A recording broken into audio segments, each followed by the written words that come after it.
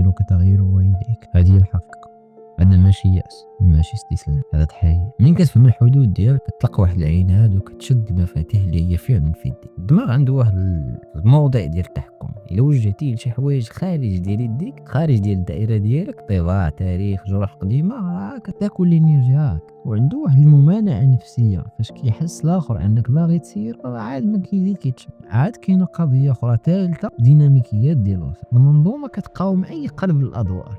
القران راه ما كلفكش تغير والديك. القران شنو قال؟ القران كلفك بالبر وبالوالدين احسانا وقل لهما قولا كريما واخفض لهما جناح الذل من الرحمة. وفي الهدايه قال انك لا تهدي من احببت، القلوب بيده والاسلوب عليك، الدعاء هو الباب ديالك. ربي ارحمهما كما ربياني صغير. بزاف ديال اللي كنسميوه غير على الوالدين كيكون وهم ديال السيطره مغطى بالتبرير. البديل هو القبول الجذري، كنقبل الواقع كما هو ثم كنقرر انا شنو ندير. القبول راه ماشي استسلام، هو واحد الارض راه صلبه حيت مبني على الدين ونبني عليها هذيك الساعه الفعل الصحيح. ولكن هما كيجرحوني مثلا. هنا كتجي الحدود الرحيمه. نوقف النزيف ولكن بلا ما نقطع، بلا قطيعه. كنختار النبره والوقت، كنقصر الكلام وكنسبق واحد الفعل ديال البر قبل اي طلب.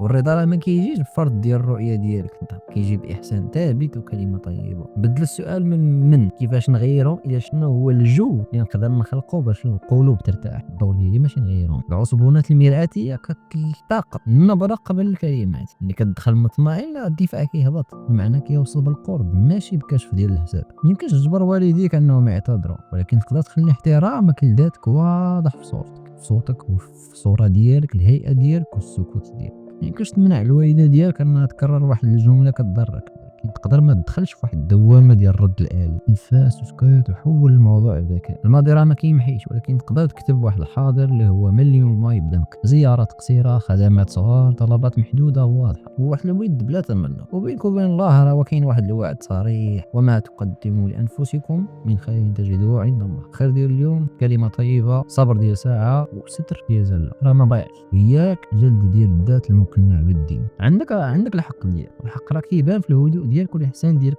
وبلاصه ديك المحاضره اختار واحد اللحظه ديال الراحه عندهم وسيق داك المعنى بوقار. والباقي الله. ما كاينش راه 7 خطوات ذهبيه لكل الناس. العلاقات راه ماشي معادلات، كاينش معادله كتسير معاك. كاينش خذ واحد السؤال، كاين سؤال واحد: شنو اول فعل بر صادق نقدر نديرو هاد السيمانه هادي بلا شرط تغيير غير لوجه الله؟ شنو اول فعل بر يعني الوالديه صادق نقدر نديرو هاد السيمانه هادي بلا شرط تغيير غير لوجه الله؟ ديرو راقب ديك الساعه، راقب كيفاش كيتبدل الطقسك شويه بشويه. كمل على الله. دير شنو؟ اعقلها وتوكل. هذا سبب ديالك. انت ما شرطيش انهم يتغيروا، انت خادي. خلاصه: لا يمكنك تغيير والديك، ويمكنك، وهذا اعظم، شنو؟ تبني نفس ساكنه رحيمه واضحه وتخلي القرب ممكن والجرح اقل. والربح هنا راه ماشي انتصار ديال الجدال ديال انك تربح قنعتهم ولا بط فيهم ولا هادي ولا ربحت في ذاك الجدال. لا، الخساره اكبر بكثير. اللي ربحته هنا هو قلب مرتاح وعلاقه ما بقاتش ساحه ديال الحرب. تابعني باش توصلك رسائل تصلح الداخل قبل الكلام. وشارك هذه الحلقه مع واحد